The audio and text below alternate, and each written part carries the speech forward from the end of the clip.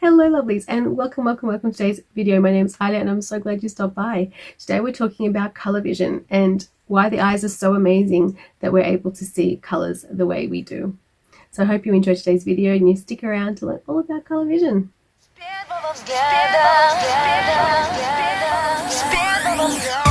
About in the previous video that the eyes are just big old receivers. They don't really do seeing themselves. They just pick up messages or reflections, just information, data, if you will, from the environment and send it off through a very complex pathway into the brain. But why is it that, our vision is so organized and so detailed? And I guess the biggest proof of that said organization is our color vision, because the amount of detail, the amount of just minute information that we just collect purely to see color is one of the most kind of impressive, I guess, achievements of our eyes.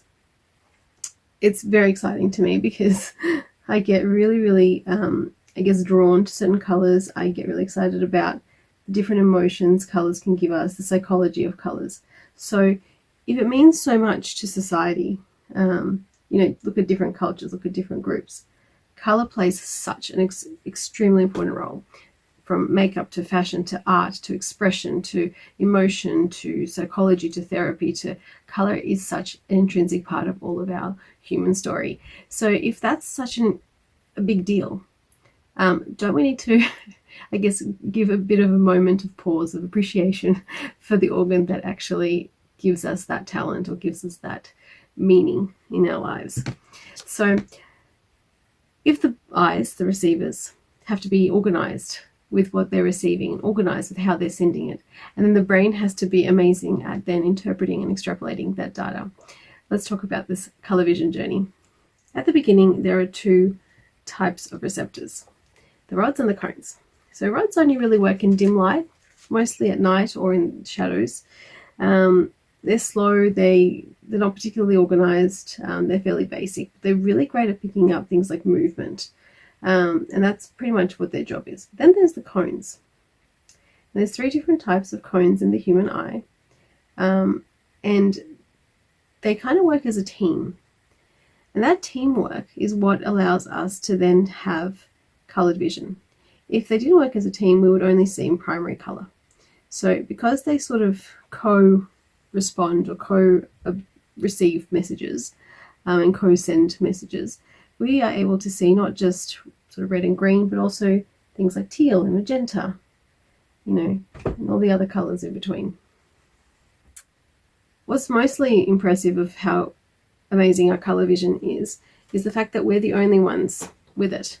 Other animals tend to only have two types of cones, and they don't really see much beyond sort of, you got the green, blue, and the ultraviolet. So, that's why you'll see with, say, dogs and cats, they'll respond more to certain toys that are certain colors, and they won't really care too much for others. And that's because they're really only seeing a particular set of colors. They're not really distinguishing beyond too much. And it's not color blindness in animals like it is with humans, because humans can have the absence of a certain cone, for example, and be colorblind, but they'll still have the human experience. Cats and dogs, you can't explain it to them. They just, the whole story, the whole color story is absent to them. So that's something really, really important to remember. So it's not just the receivers and the data, but it's also the experience, what we then do with that information that we've so intrinsically been made to have. So each cone has its own set of wavelengths that it will respond to, thresholds that it will respond to. And they start from about 380 nanometers to all the way up to about just under 800, something like 750. So basically ultraviolet to infrared, short wavelength to long wavelength, slow and fast, or fast and slow, whatever the case may be. What we see isn't the object's actual color. So for example, this looks pink, white, and blue. The reality is pink, white, and blue are the colors that this fabric is reflecting. It's the one color, pink, this shade of pink is the one shade that's actually not absorbing and only reflecting. This blue is the one shade that it's not absorbing and it's reflecting. So the idea is that then this bit of blue fabric is absorbing everything else and only reflecting the blue. And then that's what the eye is catching, that's what the camera is catching, that's what your screen is catching, and what your eye is catching. And that's the energy that we're then seeing. So if we think about that, the cones are detecting only what is reflecting in. It must be then contrasting it against something, let's say a background or a full picture of information. So this is where color vision really does its magic. So because wavelength contrast can exist even when the energy is minimal, let's say low light or low contrast situations, you'll still get decent color recognition. For example, it's really hard to see the difference between navy and black in low light, and that's because of that low contrast in color and light. But you can quite easily tell that something is, for example, red versus blue, even in low light. You can still see that. That's really why the eyes are so magic like that. You know how sometimes even in a black and white photo you can kind of tell, depending on the shade of grey, whether something was quite bright and red versus something dim and blue. It's very, very much like that. And these are all thanks to your amazing cones that this type of information is visible to you. I mentioned in last week's video that it's also about what you care to notice, and that's also very true. So obviously if you're not going to worry whether something's blue or black, you're not going to care to sort of look at it, okay? And that's already attention to detail. Everyone though, as long as your eyes have these receptors, is able to distinguish between different colors if you give your eye the chance to do so. Why do I think that this is all a big old illusion? Why is it that this amazing talent of our eyes is magic and not something real? Well, the thing is that what we see is what we kind of make of it. Again, because the eyes are just collecting data. What we then use that data for is about experience, it's about perception, it's about content as well. So what else you're seeing at the time.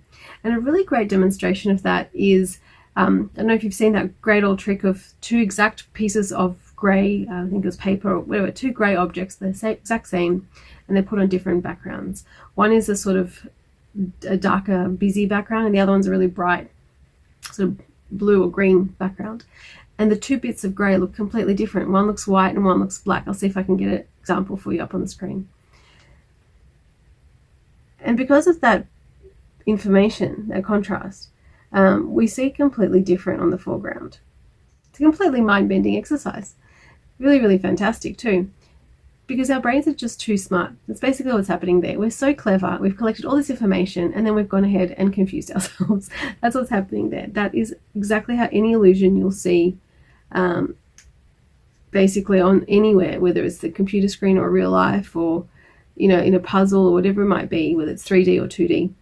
The reason the brain will get that thrill from that illusion is because we make certain assumptions. For example, we assume that all faces are this way, not that way, right? So all faces stick out forward. So you're looking at me now, even though you're looking at a 2D screen, you understand that my nose is in front of my cheek, is in front of, let's say, my ear. But the reality is on your screen, if you touch them, they're all flat. And there are lots of things giving you that hint. Shadows, for example, the fact that you can assume that I'm a real person and there will be certain features about me that, are assumed. But even if you're looking at a drawn character, for example, a cartoon or, a painting, the person in the painting can still seem very real and very three-dimensional. And some of it is just the trickery of paint and shadows and whatever else, but the rest of it is just assumption. You know that a person should be 3D. So you can imagine or you can develop that illusion just because of your experience. And color comes into a huge, huge component of that, because not only does light and shade play an important role, but also the way we interpret color, as I mentioned before, has a lot to do with the background. At the end of the day, it's all about absorbing different wavelengths, then passing on that information through these really special cells, these ganglion cells, which are unique to that particular set of wavelengths or range of wavelengths.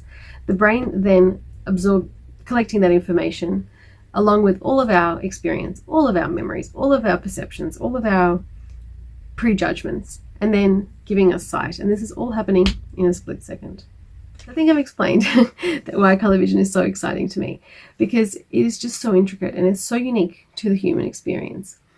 I find it just extremely special how we've been given, we've evolved, we've developed, whatever the case, these really unique set of cells and really unique set of experiences, talents, if you will, because without them, we just wouldn't be who we are. We wouldn't exist as we exist. We wouldn't have developed the things that we've developed. And it's very, very unique specifically to the human being. It's just brilliant.